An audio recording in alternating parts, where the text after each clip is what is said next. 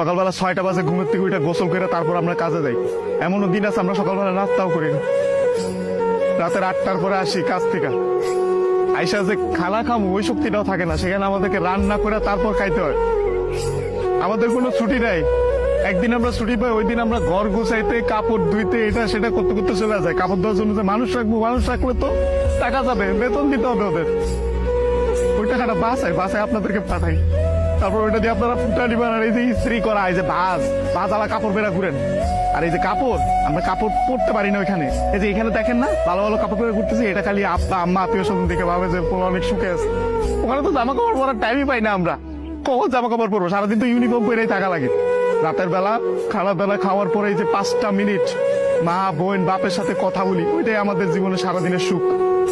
সারাদিন কষ্ট করে ওই যে 5টা মিনিট মায়ের সাথে কথা বলবো, এটার জন্য 16 ঘন্টা 18 ঘন্টা করে আমাদের চাকরি করা হয়।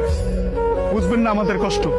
আমরা হয়েছে পৃথিবীর সবচেয়ে বড় মৃত্যু, কারণ আমরা উঠতে উঠতে মিথ্যা কথা বলি। মা যখন জিজ্ঞেস করে বাবা খাইছস না, বলি খাইছি।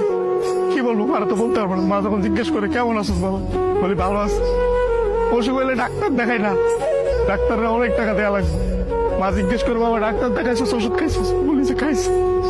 কিছু বলার নাই তো, মিথ্যা বলো ছাড়া কোনো উপায় নেই। আমাদের মতন মৃত্যুকার কেউ নেই। আমাদের কোনো ঈদ নাই ভাই, ঈদ করেন আপনারা।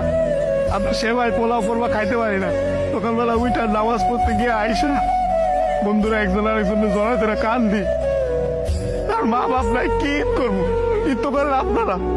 আমি আমার মার চেহারা 5 বছর ধরে দেখি না।